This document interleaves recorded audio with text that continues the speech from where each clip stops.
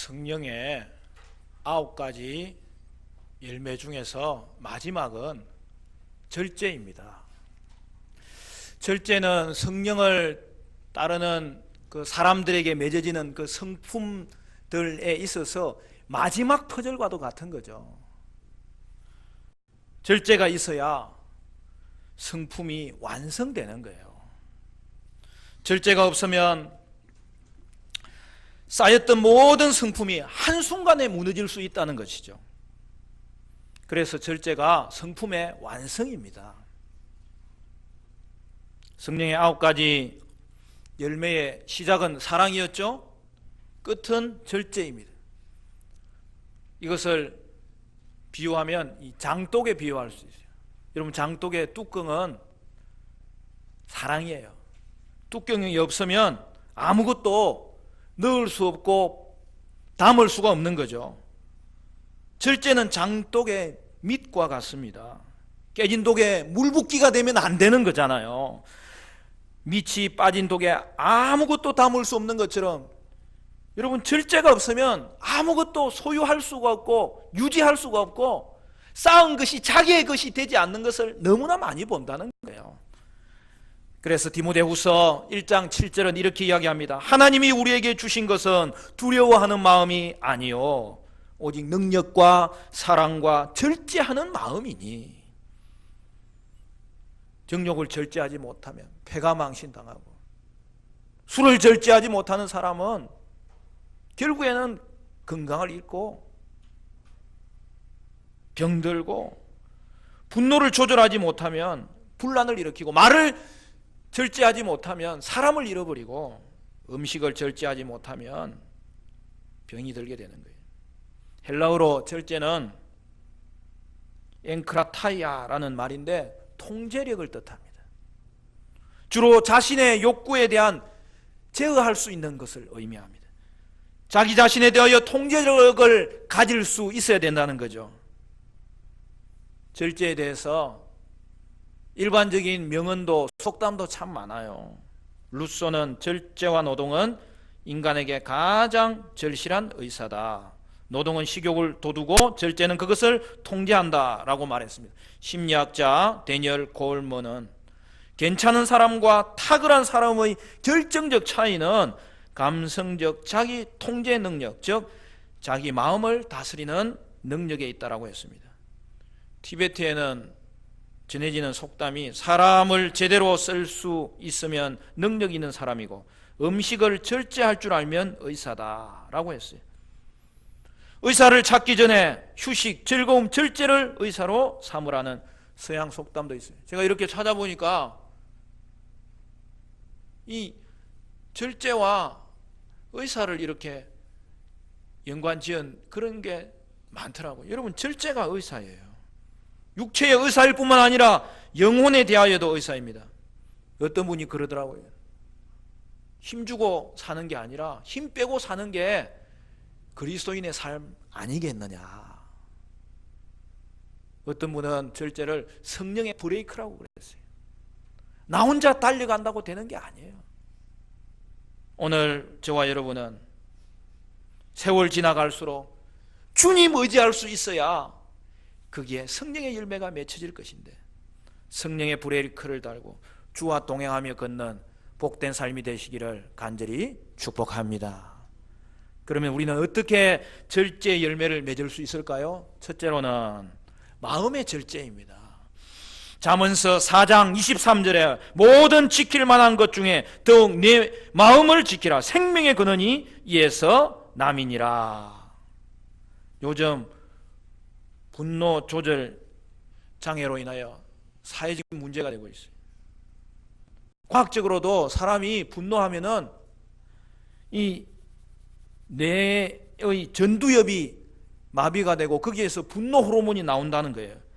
한 15분 정도는 이성이 마비되고 분노가 끓어오르는데 그 기간 동안에 깊은 심호흡을 하면 가라앉을 수 있다는 거예요. 여러분, 화난다 그러잖아요. 그 말이 재밌는 말이에요. 여러분, 그 화가 뭐예요? 말 그대로 불이에요. 열불 난다는 거죠. 그러니까 여러분, 불이 나면 어떻게 해야 돼요? 꺼야 되잖아요. 여러분, 내가 화가 나면은 그것을 내버려 두면 데이는 거예요. 그래서 먼저 식혀야 되는 거예요. 꺼야 되는 거예요. 그런데 어떤 경우를 보면 서로 부채질을 하는 경우가 있는데 그것은 결코 온당하지 않는 거예요. 잠언 16장 33절에 노하기를 더디하는 자는 용사보다 낫고 자기의 마음을 다스리는 자는 성을 빼앗는 자보다 나으니라. 성경에는 마음의 분노를 절제하지 못해서 실패한 인생들이 여러 군데 나와요. 대표적인 사람이 가인입니다. 그는 동생에 대한 시기심으로 최초의 살인자가 됩니다. 또 어떤 사람이 있어요. 사울 왕입니다. 블레셋이 쳐들어와서 풍전등화와 같은 시기에 소년 다윗이 골리앗을 무찌르므로 전쟁에서 이기게 되었을 때 사울은 다윗을 사위로 삼습니다. 그런데 어느 날 민정 사찰을 나갔는데 백성들이 부르는 노래를 들어보니까 사울이 죽인 자는 천천히요 다윗이 죽인 자는 만만이라 그 순간 시기심이 발동한 거예요. 그래서 다윗을 죽이려고 하는데 실패했죠. 다윗은 도망자의 신세가 되어서 한동안 광야길을 떠나지 않습니까? 그런데 사울의 인생은 어떻게 돼요? 그의 인격이 점점 파탄에 이르고 결국 전쟁에서 죽게 되고 다윗이 그 지위를 물려받게 되잖아요. 마음을 지키고 절제하는 것이 얼마나 중요한지 몰라요. 특히 우리는 성령님이 우리를 인도하시잖아요. 그래서 그 인도하심 따라서 순종하며 나아갈 때에 우리의 삶 가운데 절제의 열매가 맺혀지고 그것이 또한 자라고 더 크게 맺혀짐으로 말미암아 우리의 인격이 온전하게 되는 것을 발견하게 되는 것이죠. 성도는 유혹과 충동으로부터 마음을 제어할 수 있어야 됩니다. 욕망이 지나치도록 내버려두면 안 되죠. 절제해야 되고 행동이 지나치지 않도록 절제해야 됩니다. 이것이 마음의 절제입니다. 우리 주위에 순간의 분노와 욕망을 이기지 못하고 평생의 업적을 갈아엎어버리는 사람들이 종종 있지 않습니까?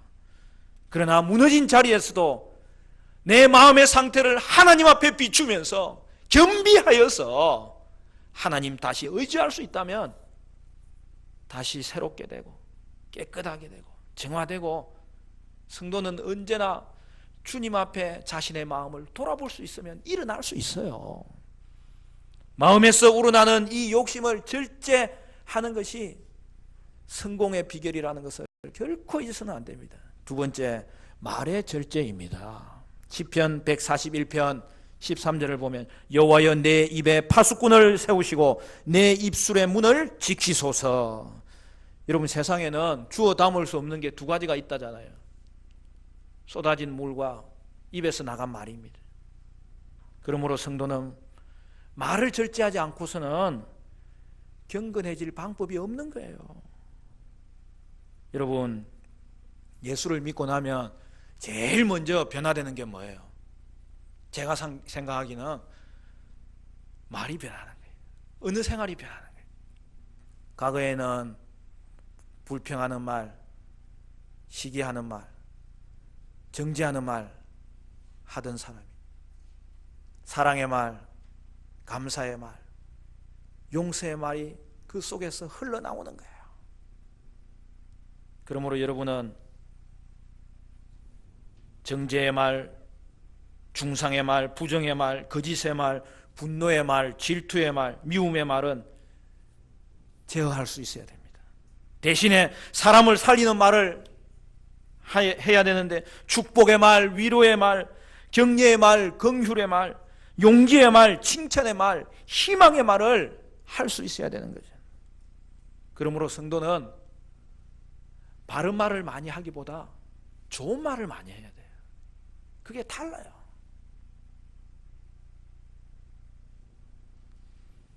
여러분, 바른 말을 해야 될 때도 있습니다. 그러나 여러분 제가 생각하기에는 어느 정도 비율로 해야 되느냐, 그게 필요해요.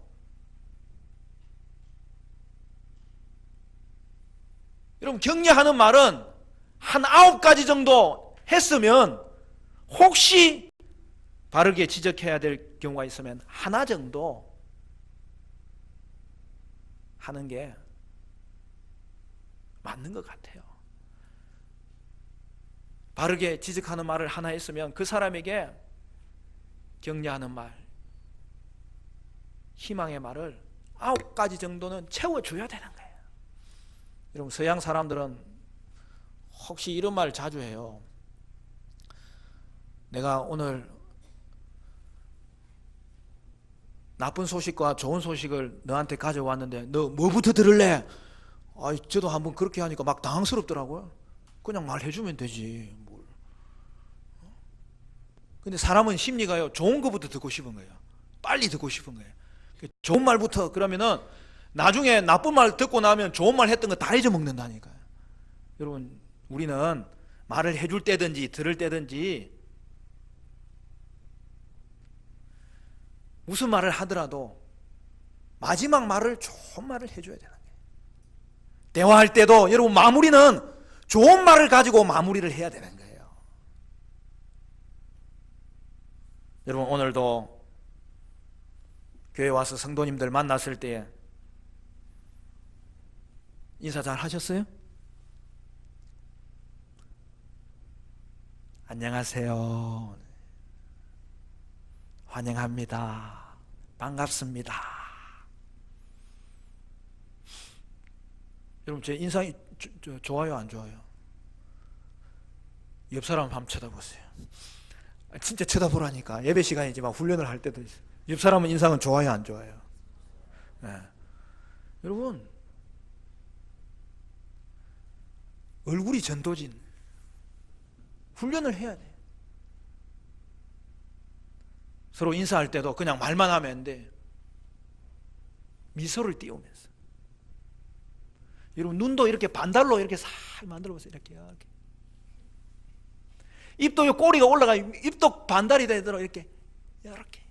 이빨 조금 보이면 좋아요. 내가 또 시범을 한번 보여줄 거야.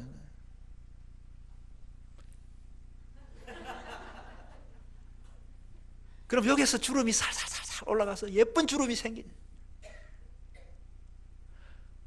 어떤 사람은 아니 목사님 눈이 반달이 돼요. 아니, 된다니까. 저도 이거 하루아침에 연습한 거 아니에요. 자, 우리 옆 사람 미소를 날리면서 안녕하세요.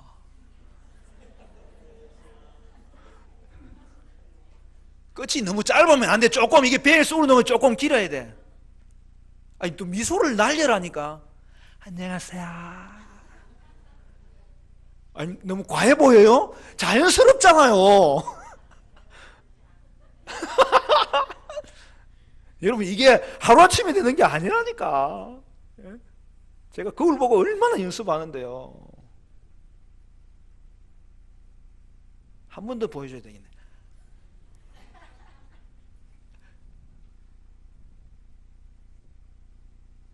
애들 볼 때도 인사교육 시켜야 돼 있지만 때로는 어른들이 먼저 인사하면 따라오는 거예요. 우리 주일학교 애들, 청소년부 애들 지나가다가 안녕하세요. 그러면 우리 애들이 얼마나 식숙한지 예 안녕하세요 그런다니까. 평소 한 번도 인사 안 하는 애야 그 애나.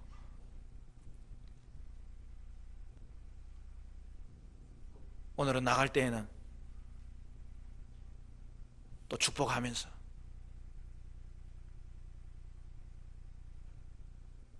반갑습니다. 감사합니다.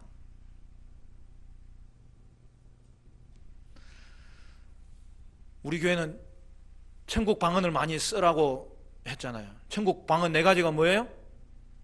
사감미축, 사랑합니다. 감사합니다. 미안합니다. 축복합니다. 미안한 거 있을 땐 빨리 미안하다 그러라고. 제발 좀. 타이밍이 중요한 거예요. 감사한 일이 있을 때도 타이밍이 그때 감사하다고 해야 돼.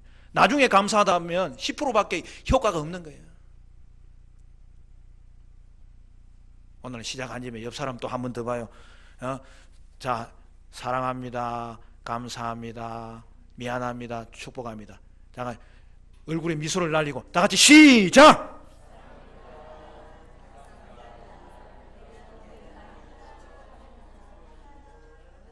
할렐루야!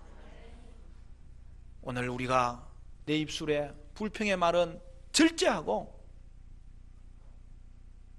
내 입술에 사람 살리는 말이 나타날 때 그 두 가지가 조화를 이루는 게 말의 절제예요.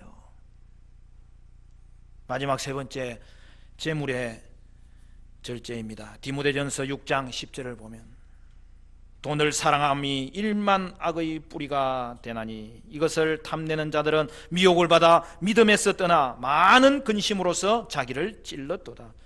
성도는 재물에 대한 욕심을 절제할 수 있어야 돼요. 과욕을 금해야 돼요. 여러분, 과유불급이라 그래요. 넘치면은 미치지 못한다는 거예요. 성도는 탐심을 물리치고 재물을 절제하는 성품을 쌓아야 되는 거예요. 막스 베버는 근대 자본주의가 금욕, 절제, 사명감, 소명의식 같은 프로테스탄트 정신에 의해서 일어났다는 거예요. 이건 프로테스탄트가 개신교를 말하는 거예요. 금욕하고 절제하고 검소한 삶을 살면서 축적한 자본을 산업에 투자하여 자본주의가 형성되고 문명의 발전을 일으켰다는 거죠. 그런데 지금의 자본주의는 너무나 천민자본주의, 절제가 없고 자기 유익에만 눈물고 세상과 이웃을 돌보지 않는 비정한 자본주의가 되었는데, 이런 자본주의는 여러분 개혁되고 정화되고 보완되지 않으면 결국 멸망합니다. 돈은 중립적인 거예요. 그러나 거기에 탐욕이 들어가면 죄가 되는 거예요. 2015년 2월에 퇴임한 우루과이 대통령 무히카는 세계에서 가장 가난한 대통령으로 칭송을 받았어요. 그가 하는 말이, 정말 가난한 사람은 화려한 생활을 유지하려다 노예처럼 일하는 사람이다라고 했어요. 누가복음 12장 15절에 그들에게 이르시되 삼가 모든 탐심을 물리치라 사람의 생명이 그 소유에 넉넉한 데 있지 아니하니라 하시고, 여러분, 돈은 편리하게 할 뿐이에요. 그러나 그것이 천국 가는 길을 막는 장애물이 될 수 있다는 것을 우리는 늘 생각하면서 관리할 수 있어야 되는 거죠. 말씀을 맺겠습니다. 사랑하는 성도 여러분, 오늘 성령의 열매 마무리를 하면서 이 완성의 열매, 절제가 여러분과 저 가운데 잘 맺혀져서 탐심을 버리고 마음과 말과 재물에 있어서 절제하는 심령이 되어서 생명을 얻고 행복을 얻고 승리하는 복된 성도들 되시기를 간절히 축원합니다.